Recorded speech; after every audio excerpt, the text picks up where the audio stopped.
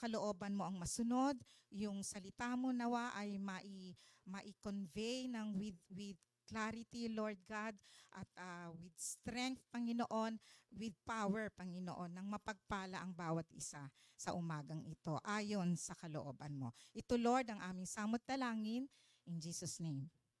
Amen. Po natin. Painom lang po. Medyo po kasi pagaling pa lang yung ubo ko, medyo malat pa ako. Pero parang feel ko yung pagiging malat ko. Malat po ba ako? Anyway, so ito po. Umpisahan po natin, bakit nga po ba kinailangan pang dumating ang Panginoong Jesus, ang Mesiyas, na siyang tutubos sa kasalanan ng lahat ng mga tao ng sanlibutan? Mamaya sasagutin po natin yan. And then also, bakit hindi na lang kagyat na pinatawad ang tao na parang walang nangyari? Oo nga naman, bakit ba hindi na lang basta na lang tayo agad-agad pinatawad?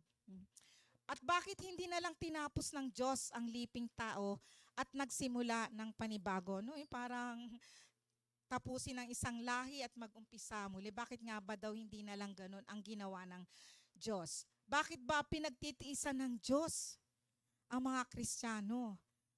Bakit pinagtitiisan tayo, ang mga Kristiyano, kaya hindi pa siya bumabalik at hinahatulan ang sanlibutang ito? Actually, may gusto nga ako idagdag na tanong pa dyan eh.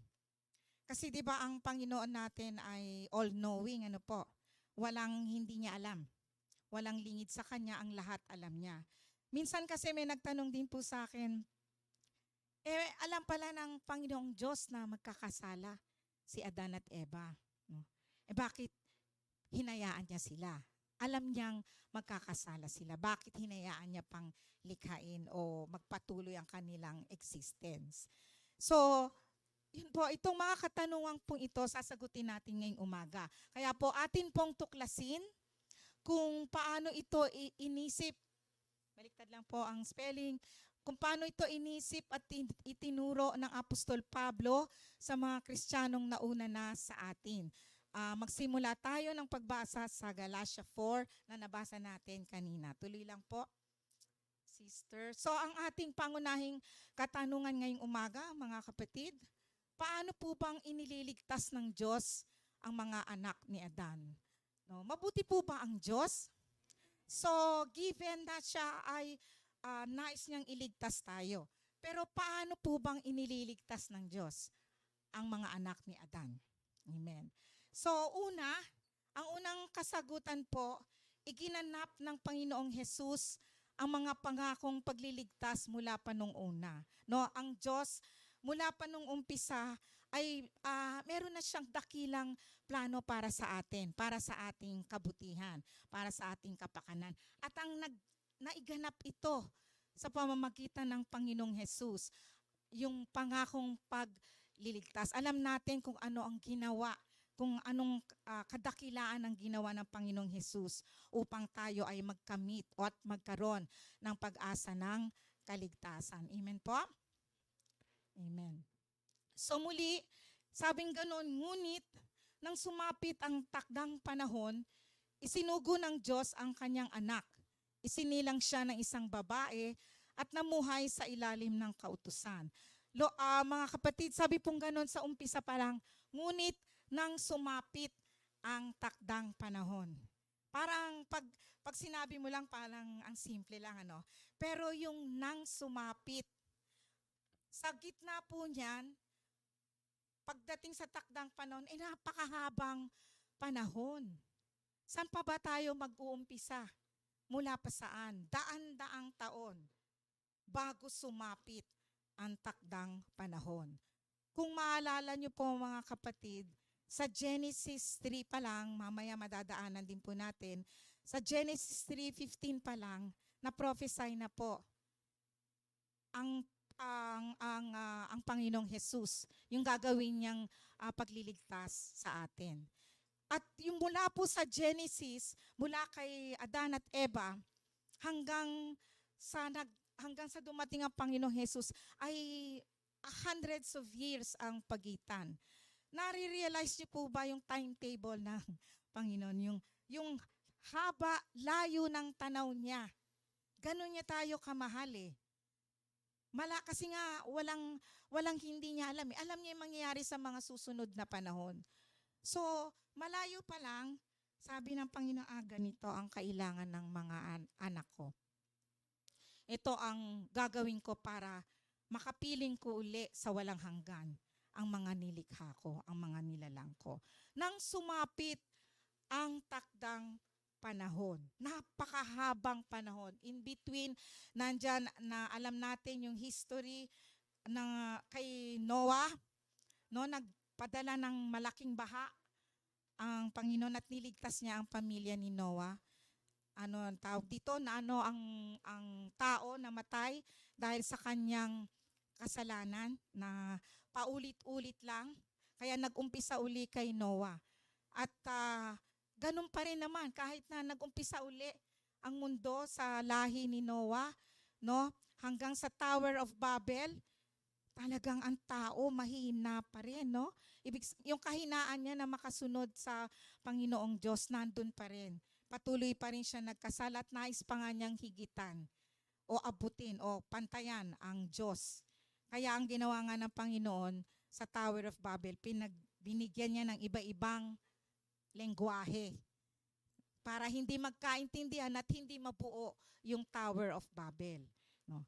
Amen. So, nang sumapit ang takdang panahon, isinugo ng Diyos ang kanyang anak. Isinilang siya ng isang babae at namuhay sa ilalim ng kautusan upang palayain ang mga nasa ilalim ng kautusan. Sa gayon, tayo'y maibibilang sa mga anak ng Diyos. Ang mga pangunahing bagay sa buhay natin, mga kapatid, ay tinakda, no? Yung mga mahalagang buhay.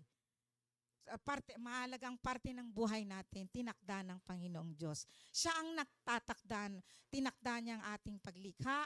Siya rin ang nagtakda o magtatakda kung kailan babawiin ang ating buhay mula dito sa lupa o babalik sa lupa. Ano po? So, ang Diyos ang nagtatakda ng lahat. At itinakda nga niya ang ating, yung paraan ng tayo ay maliligtas sa pamamagitan ng kanyang anak, ang Panginoong Hesus na kanyang sinugo.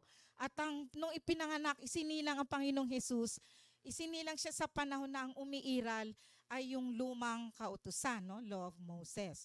At ang Panginoong Hesus, kahit po siya ay pinanganak alam naman natin na yung lumang kautusan, hindi nga ito masunod-sunod ng tao, patuloy pa rin siyang nagkakasala, kaya hindi sapat na malaman ng tao kung ano yung mabuti at masama. Patuloy pa rin siyang nagkakasala. So hindi man mailigtas ng lumang kautusan ang tao, ang Panginoong Diyos na buhay sa panahon na umiiral yan, yung lumang kautusan. Pero ganun pa man, ang Panginoong Diyos, mula pagkabata, mula baby, sinilang siya, dumaan siya dun sa tradisyon, sa kaugalian na nakabase sa lumang tipan. Ano po, kagaya ng siya ay dumaan sa circumcision, i-dedicate siya sa Diyos, etc. etc. Ano po. So, yan, upang palayain ang mga nasa ilalim ng kautusan. Sa gayon, tayo'y maibibilang sa mga anak ng Diyos. Tuloy po. May takdang panahon, mga kapatid, ang Diyos sa kanyang mga ginagawa. Siya lamang ang nakakaalam ng lahat ng mga dahilan sa kanyang mga itinatakda. Ako po, naniniwala ko, halimbawa may revelation sa atin ang Panginoong Diyos kung bakit niya ginagawa sa atin ang nangyayari sa atin, no? Ay well and good, salamat. Pero ganun pa man, malaman natin at hindi, maunawaan man natin o hindi yung nangyayari sa atin, no?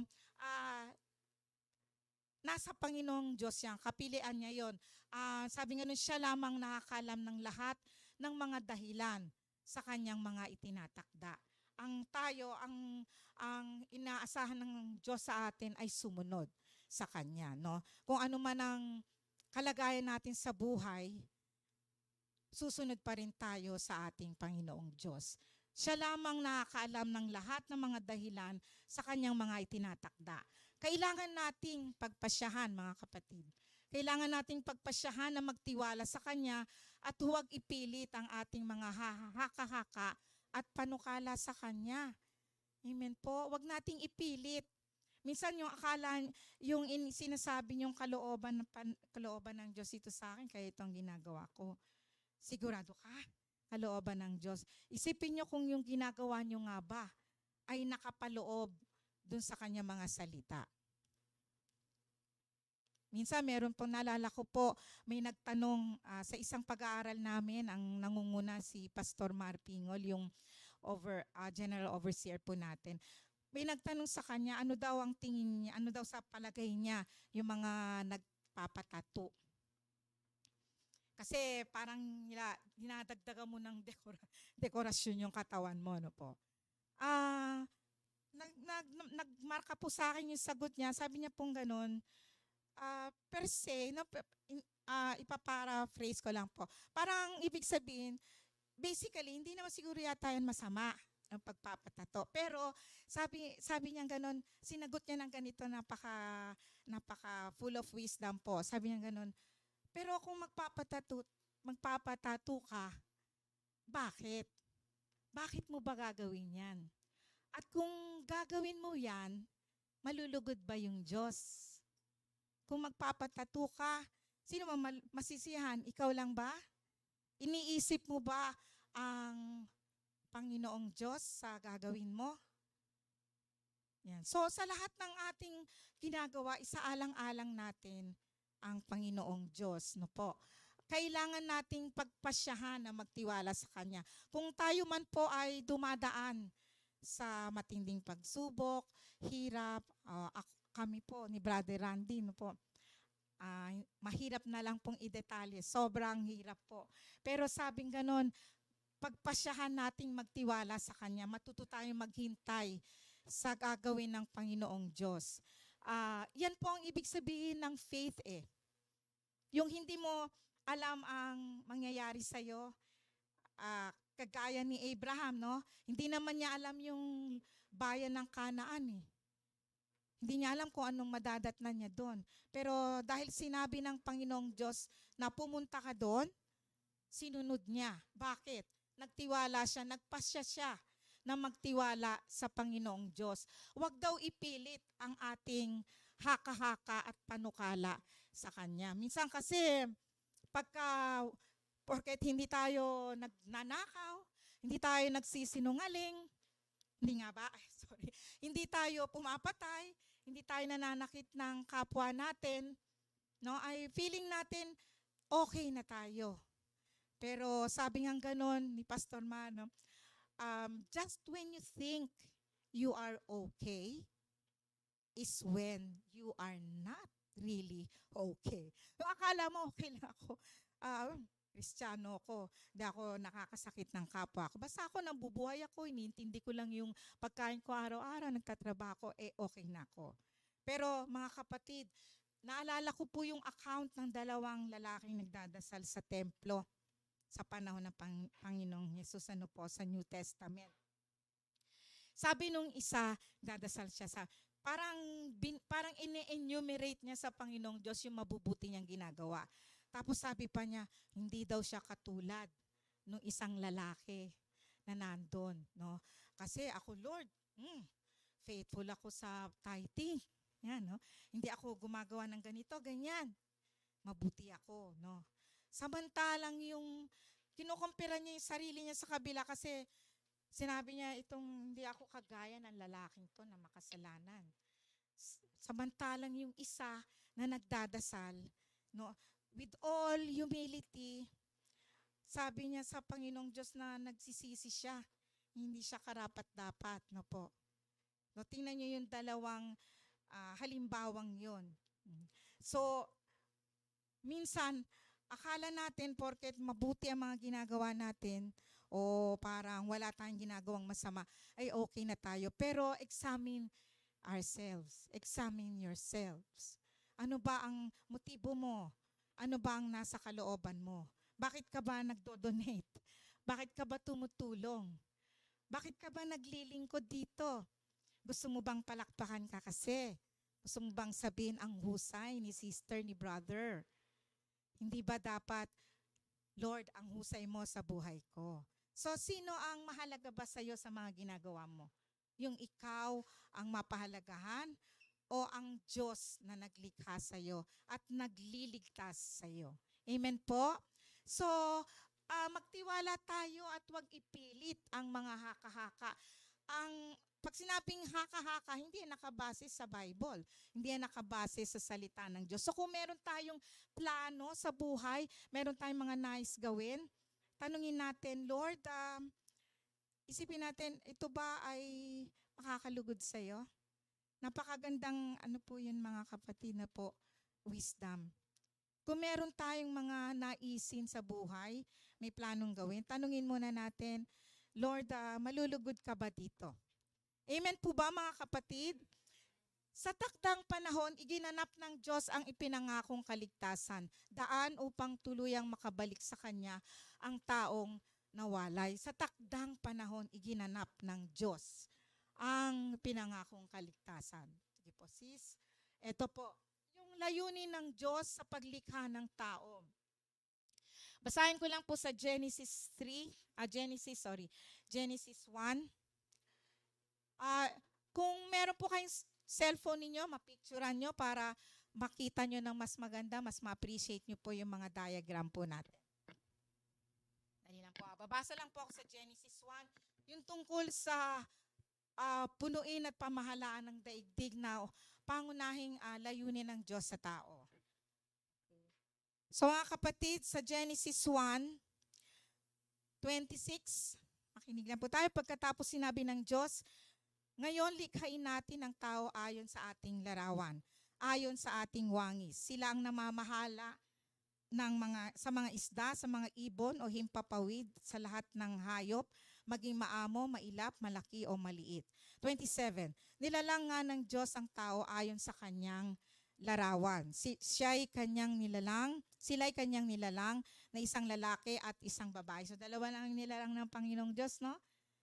Lalaki at babae. 28. At sila'y pinagpala niya. Sinabi niya, ito po mga kapatid, sa paglalang sa atin ng Panginoong Diyos, ito po yung original niyang layunin sa atin. Magpakarami kayo at punuin ninyo ng inyong mga anak ang buong daigdig. At kayo ang mamamahala nito. So ipinigay yung stewardship, yung pamamahala sa lahat pa ng ibang creation ng Panginoon. Di ba, ang tao na yung huling nilikha niya, ano po? Nauna na ang lahat, ang dagat, ang tubig, ang mga halaman, mga hayop, no po, bago ang tao. Pero ang tao ang binigyan ng parang authorization, ano, karapatan ng Diyos na mamahala, stewardship, no po. Magpakarami kayo at punuin ninyo ang inyong mga anak ang buong daigdig at kayo ang mamahala nito. Binibigyan ko kayo ng kapangyarihan sa mga isda sa tubig, sa mga ibon sa himpapawid, at sa lahat ng mga hayop na nasa ibabaw ng lupa. Binibigay ko rin sa inyo ang lahat ng uri ng halamang nagkakabinhi at mga bungang kahoy bilang pagkain ninyo. Ang lahat ng halamang luntian ay binibigay ko naman. Hanggang doon na lang muna po tayo. Sorry. Okay, so mula sa pagkalalalang sa tao, Diyos at tao, sa Eden, ayan din po ang pangunahing layunin ng Panginoong Diyos sa atin. Mapamahalaan natin yung iba niya pang creation. Punuin at pamahalaan ng daigdig. At syempre po, ang nais ng Panginoong Diyos, kaya niya rin tayo nilikha, ay makasama niya tayo sa walang hanggan. Diyos at tao sa walang hanggan. Napakaganda po ng naisin ng Diyos, yung original niyang nais sa atin. Pero nasira po yan, na-break po yan. Alam na po natin ang nangyaring susunod. Sige po, sis. Tuloy lang po yung bupo. Ayan. So, hindi ganun ang nangyari. No? Nag-disobey, nagkasala si Adan at si Eva. Kaya, for a while, in the meantime, hindi matutupad hindi mangyayari pa yung makasama natin ang Panginoong Diyos sa walang hanggan. Na-break po yun. No po. Dahil, tuloy lang po sis, yung pakita na po yung buong slide. Yan. Dahil tayo po ay pinili nating magkasala. Kaya nahiwalay tayo sa Panginoong Diyos. No? Nagkaroon tayo ng kamatayang physical and spiritual. Physical kasi kung tutuusin, kung hindi nagkasala si Adan at Eva, hindi sana namamatay physically ang tao. No po. Pero dahil sa kasalanan, nagkaroon ng physical and spiritual death. Tuloy po. Ayan. So, na-break. Ayan. Yung mga XX na yan, hindi makapagpatuloy ang tao para makarating, makaabot tayo na doon sa layunin ng Diyos na makasama natin siya sa walang hanggan. Dahil nagpapatuloy siyang nagkakasala. Next slide po. Ayan. Kung halimbawa naman mga kapatid dito, itong sa diagram natin, itong naka-red na color na po, signifying yung ating pinipili nating nagkakasala tayo. Kung mananatili tayo sa ganyang state, sa ganyang kalagayan, ang bagal na. Dito po ang kahinat na natin kung tayo ay magpapatuloy na nagkakasala and therefore hiwalay sa Diyos. Tayo naman sa walang hanggan pa rin, pero hiwalay sa Diyos. Alam natin kung saan ang lugar na yan, ano po? No? Yung walang hanggan, nakaparusahan ang ating kakahinatnan kung tayo'y mananatiling hiwalay sa Panginoong Diyos. So, ganyan po yung nangyari. Hindi dumiretso, hindi nakarating sa original plan ng Panginoon ang tao na makasama siya sa walang hanggan dahil sa kanyang kasalanan. At kung mananatili nga po ang tao sa kasalanan, ay patuloy for eternity, hiwalay siya. For eternity, habang buhay, habang panahon siyang maihiwalay sa Diyos. No? Pero hindi nais ng Panginoong Diyos na mangyari sa atin yan. Kaya nga po niya tayo nilikha. Mahal niya po tayo. Amen po ba? For God so loved the world that He gave His only Son. For whosoever believes in Jesus Christ will have eternal life. Ayan. Yung susunod po nating diagram. So, hindi nais ng Diyos. Mula pa nung umpisa, mula pa sa Genesis, nagplano na ang Panginoon kung paano po tayo maliligtas. So, hindi nais ng Diyos na ang eternity natin ay sa kapahamakan. Yung susunod na slide, sis. Ayan na po yun. Yung may arrow. Ayan. So may pangakong pagliligtas. Genesis 3:15. Ito po yung nabanggit ko kanina. Sa Genesis 3 pa lang, na-prophesy na yung paraan, yung dakilang paraan ng Panginoong Diyos para tayo maligtas. Basahin nga po natin. Nababasa niyo po? Basahin niyo nga po ang verse 15 ng Genesis 3. 1, 2, 3.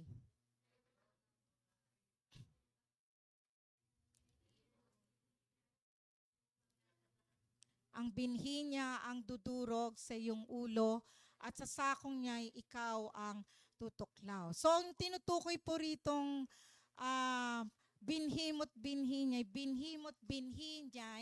lagi kong paglalabanin. Yung binhi niya, tinutukoy po dyan ang Panginoong Jesus. No? Ang binhi daw po ng babae ang dudurog sa ulo ng ahas. Kinakausap niya dito yung ahas. No? Binibigay niya yung sumpa niya sa ahas.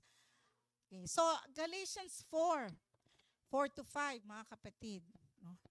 Naiganap. Ito po yan. So, paano nga ba naliligtas ng Diyos ang mga anak ni Adan? Nung sumapit ang takdang panahon.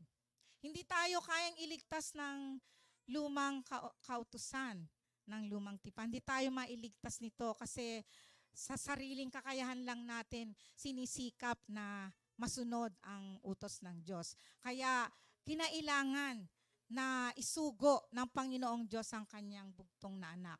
Ngunit nang sumapit ang takdang panahon, isinugo ng Diyos ang kanyang anak. Tuloy po natin, next slide. Ito, bakit iginanap ang pangako? John 3:16. Sabay-sabay po tayo. 1, 2, 3. Gayon na lamang.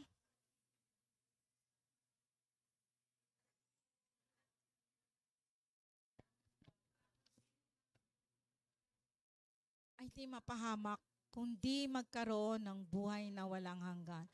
Isinugo ng Diyos ang kanyang anak, hindi upang hatulang maparusahan ang mga tao, kundi upang iligtas ang mga ito sa pamamagitan niya. Ano pa po ba yung mas dadakila pa o hihigit pa sa ginawa ng Panginoong Diyos na ibigay niya ang kanyang bugtong anak? Sino po bang magulang dito ang okay lang sa inyo na yung anak ninyo saluhin yung kasalanan ng iba at siya yung makulong? Meron po bang magulang na papayag gawin yon? Nasasaluhin ng anak nyo yung kasalanan ng iba at siya yung makukulong? Wala, no? No po? Pero ang Panginoong Diyos, dahil sa kanyang pagmamahal sa atin, sabi, gayon na lamang. Nare-realize niyo po ba yung laki ng pagmamahal ng Diyos sa atin? Imagine niyo lang kung magulang kayo, yung anak ninyo, lalo na kung nag-iisa yung anak ninyo, isusugo para maghirap at mamatay para sa ating kaligtasan. Upang ang sino mang sumampalataya ay hindi mapahamak kundi magkaroon ng buhay na walang hanggan. Yan po ang layunin ng Diyos sa atin, mga kapatid.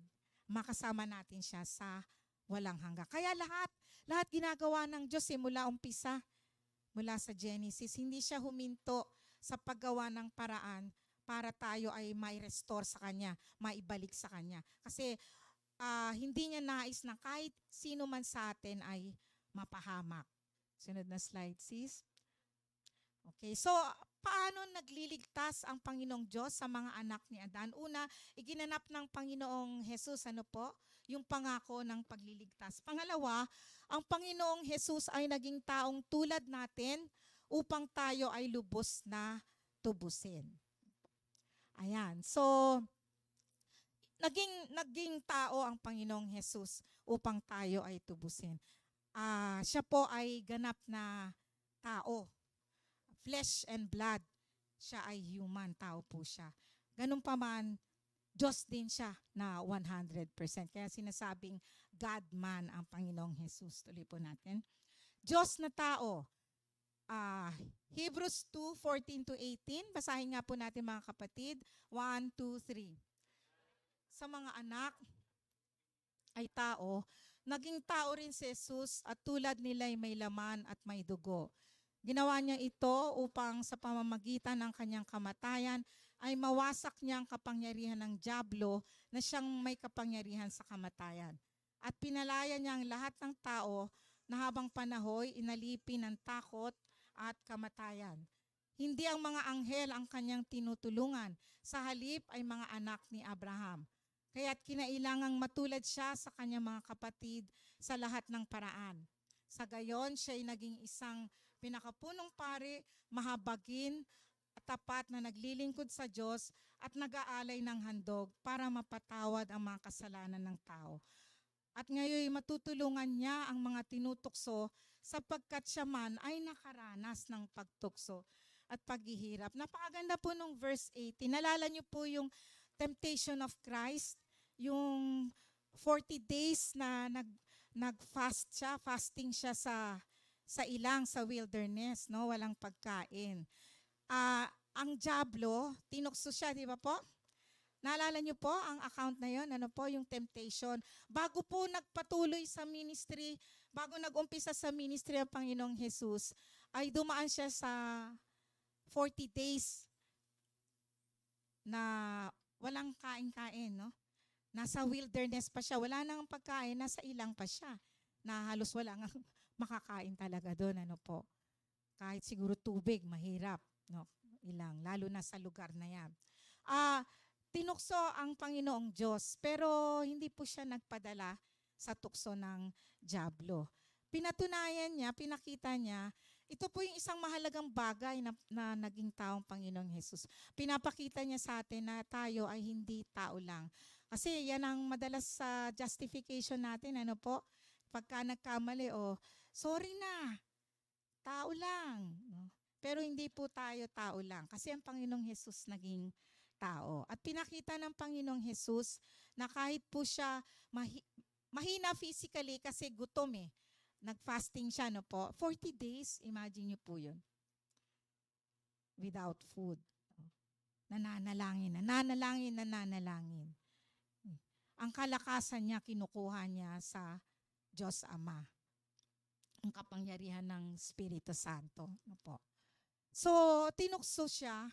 Pinapakita, mga kapatid, ng ginawa ng Panginoong Hesus na hindi tayo tao lang. Kaya nating labanan ang tukso. Kaya nating labanan ang tukso. Kaya nating isnabin si Taning. Kayang-kaya natin siyang hindian. Kasi ang Panginoong Diyos, 100% tao, pero sa gitna ng kanyang kahinaan, kagutuman, hindi po siya nagpadala sa tukso. Kaya sabi nga noon, mga kapatid, sa verse 18, at ngayon matutulungan niya ang mga tinutukso. Siya pinakadakilang encourager sa mga dumadaan sa pagsubok o tukso na po. Napaka-effective ng Panginoon na mag-encourage sa atin na labanan ang tukso at manatiling sumusunod sa Panginoong Diyos. Kaya niyang tulungan, sabi ganoon, ang mga tinutukso sapagkat siya man ay nakaranas ng pagtukso at paghihirap. Siya mismo nakaranas ng tinukso siya at naghirap siya. Thank you. Kapatid sa Ama. Again, mga kapatid, para maging-gising kayo. Pakibasa, Hebrews 2:11-13, 1-2-3. Nagpapabanal sa mga tao, ang kanyang ama at ang ama ng mga taong ito ay iisa. Kaya't hindi niya ikinahihiyang tawagin silang mga kapatid. Sinabi niya sa Diyos, mga ginawa mo'y ihahayag ko sa aking mga kababayan. Sa gitna ng kapulungan, ika'y papupurihan. Sinabi rin niya, ako'y mananalig sa Diyos at dugtong pa niya, narito ako at mga anak na kaloob sa akin. So parang tayo po ay kapatid sa Ama. Amen po ba? Hindi po ba anong marinig po yun, sarap pakinggan na tayo kapatid sa Ama. Sabi pong ganun sa John 1. Subalit ang lahat ng tumanggap, umpisang po sa 10. John 1, dumating ang salita na sa sanlibutan, ngunit hindi siya kinilala ng sanlibutang ito na nilikha sa pamamagitan niya. Pumunta siya sa kanyang bayan, ngunit hindi siya tinanggap ng sarili niyang kababayan. Napaka-ironic na po. Yung bayan na sinilangan niya, siya pa yung nag-reject sa kanya. Pero sabi ganon sa verse 12, subalit, ang lahat ng tumanggap at sumampalataya sa kanya, sa Panginoong Hesus, ay binigyan niya ng karapatang maging mga anak, adoptive child, maging mga anak ng Diyos. Sila ay naging mga anak ng Diyos. So ang sasampalataya, susunod sa Panginoong Hesus, ay binigyan ng karapatang maging anak. So kung tayo ay nasa ganung state ng ating spiritual na buhay, tayo po ay tinuturing na anak ng Diyos. And therefore, kapatid sa Ama. Masarap po bang maging kapatid sa Ama ang Panginoong Hesus? Parang sa sagot nyo, parang hindi. Masarap po bang maging kapatid sa Ama, Panginoong Hesus? Naintindihan niyo po ba ang ibig sabihin na maging anak ka ng Diyos? Maging kapatid sa Ama, Panginoong Hesus. Kasi kung anong kaluwalhatian ang meron ng Panginoong Hesus, dahil tayo ay anak na rin ng Diyos, no, sa buhay na walang hanggan, we will share in the glory of Jesus Christ. Amen po ba? Yan po ang sinabi sa sana yun? Yan po ang sinasabi ng salita ng Diyos. Na sa kaluwalhatian, ito po, sa 1 Peter 5, siya ang tumawag sa inyo, ang Panginoong Diyos ang tumawag sa atin upang makibahagi tayo sa kanyang walang hanggang kaluwalhatian kasama ni Kristo. Pinagpala tayo mga kapatid, tayo'y tawagin ng Diyos sapagkat sa ating pagsunod, pagsampalataya sa Panginoong Hesus, no, tayo ay makikibahagi sa kanyang walang hanggang kaluwalhatian. Gusto niyo po ba itong makamtan, mga kapatid? Hindi halata. Gusto niyo po bang maging anak ng Diyos at makibahagi sa kaluwalhatian kasama si Kristo? Kailangan yung mananghali mamaya-maya para mas ma-feel niyo sumagot. Okay, sa tuloy po natin. Ayan, so nakakabalik naman. Salamat sa Panginoong Diyos. May paraan siya para tayo ay ma-restore sa ating Diyos. No po. Ano ang paraan niya, mga kapatid? Sumapit. Nang sumapit at takdang panahon, ayan, medyo matagal nga lang. Hindi pwede isang ganon, sis. Ayun.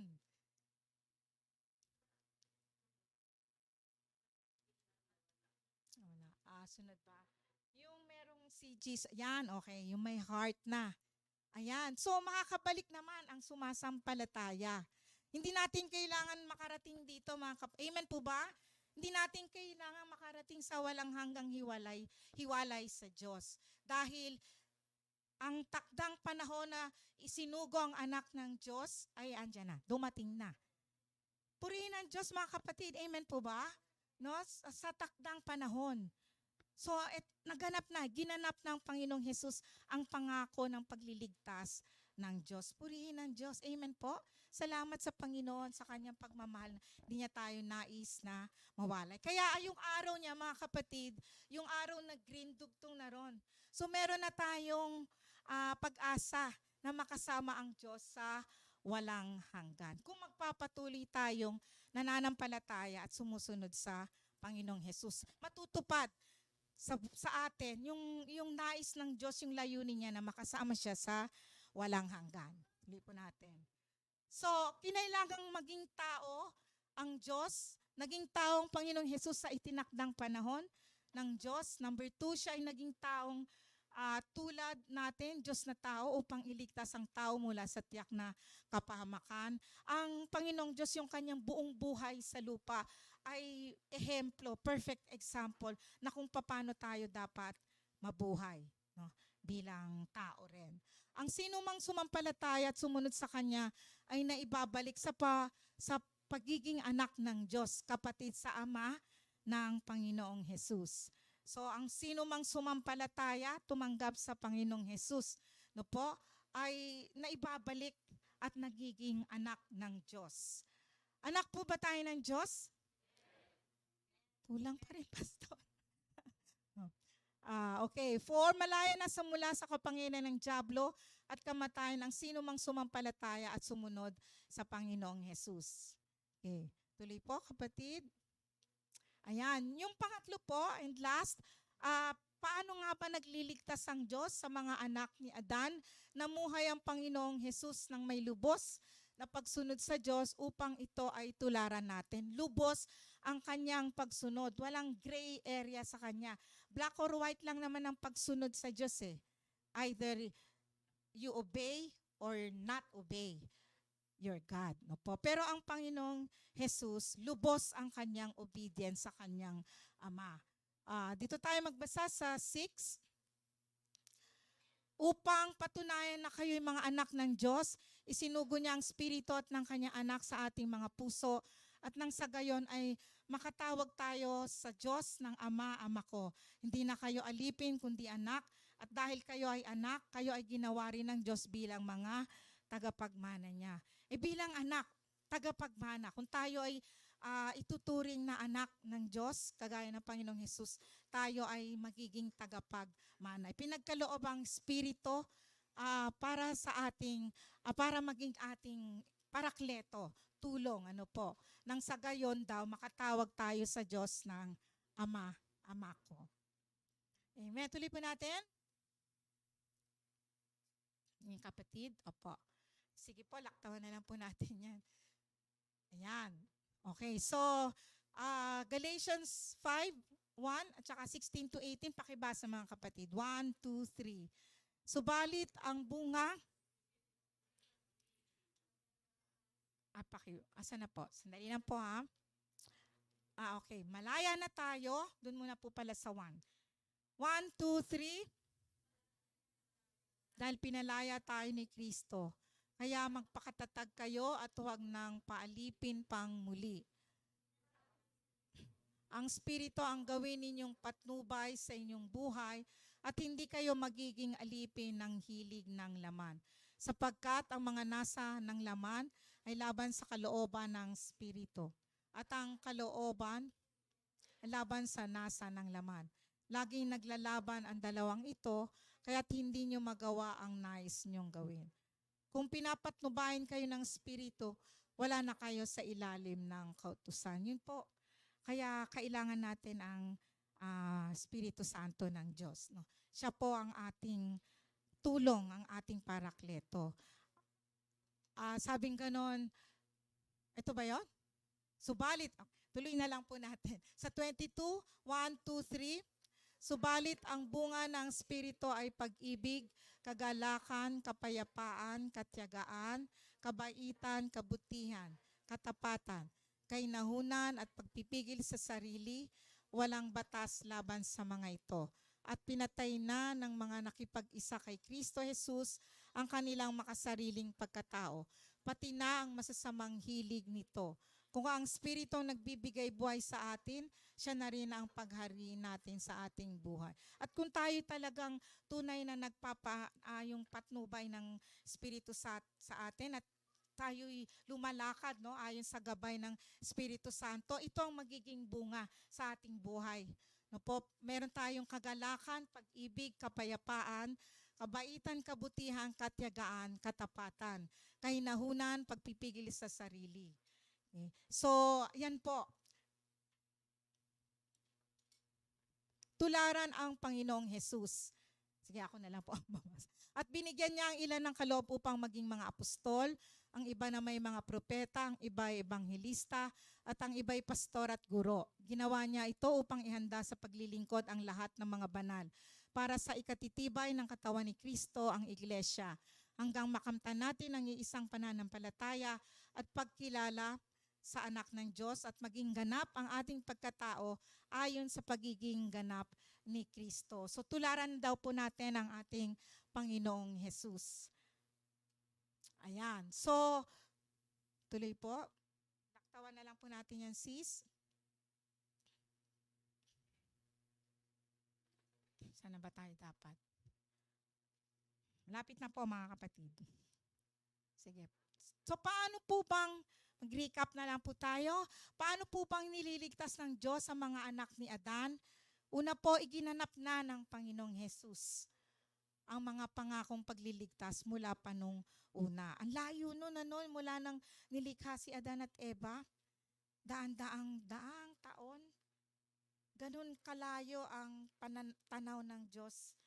Ganun niya tayo handaan ng kanyang dakilang plano para sa atin. Ganun tayo kamahal ng ating Diyos. Ginanap ng Panginoong Jesus sa mga pangakong pagliligtas mula po nung una. Yan po yung una. Yung pangalawa, ang Panginoong Jesus ay naging taong tulad natin upang tayo ay lubos na tubusin. At ang huli, namuhay ang Panginoong Jesus ng may lubos na pagsunod sa Diyos at upang ito ay tularan natin. Amen. Pagtatapos, mga kapatid, iginanap na ng Diyos ang ipinangakong kaligtasan. Ito ay sa pamamagitan ng Panginoong Jesus at ng kanyang ginawa para sa atin. Bukas na ang daan pabalik sa Ama at sa kanyang layunin sa walang hanggan. Bukas na ang daan pabalik sa Ama at sa kanyang layunin sa walang hanggan. Tayo, ang meron na lang tayong kailangang gawin, magpasya, mga kapatid. Kung tatanggapin at sasampalataya tayo sa Panginoong Jesus. Ang kapilian po ay nasa atin. Mula sa Genesis, binigay na yung free will na yan sa atin ng Panginoong Diyos. Pero piliin natin ang ating Panginoong Diyos upang makasama natin siya sa walang hanggan. Dahil tayo ay sumampalataya na, gugulin po natin ang buhay sa pagtulad sa Kanya at pagsunod sa Kanyang kalooban. Wala tayong tumingin sa iba, tingnan na lang natin ang Panginoong Jesus kung paano siyang namuhay bilang tao. No? Kung kaya ng Panginoong Jesus bilang tao, parang sinasabi sa atin ng Diyos, kaya nyo rin yan. No? Naging tao ang Panginoong Jesus na buhay siyang matuwid, kaya rin po ng taong maging matuwid ang ating pamumuhay. Ibigin natin ang kanyang iniibig at iwaksi ang kanyang iwinawaksi. Ibig sabihin, kung ano yung kalooban ng Diyos, yun po ang ating piliing sundin, gawin. Sa gayon, tayo ay makikilala ng Diyos na naitulad sa kanyang anak at nakahanda para sa walang hanggan. Ang Panginoong Jesus po, wala na pong iba, ang perfect example, ang ating perfect Savior. No po. Siya po ang ating kailangan sa ating buhay. Siya ang tanging daan, siya ang katotohanan at siya ang buhay. Walang makakapasok o makakabalik sa Ama maliban manampalataya tayo sa ating Panginoong Hesus. So, ganyan tayo kamahal ng ating Diyos. Lahat ng paraan hanggang sa isugong kanya anak ginawa niya upang tayo ay maligtas. Amen po? Hindi po ba tayo dapat laging magpasalamat sa ating Panginoong Diyos sa kanyang ginawang pagliligtas sa atin? Amen po? Amen. Okay. Maraming salamat mga kapatid at God bless po.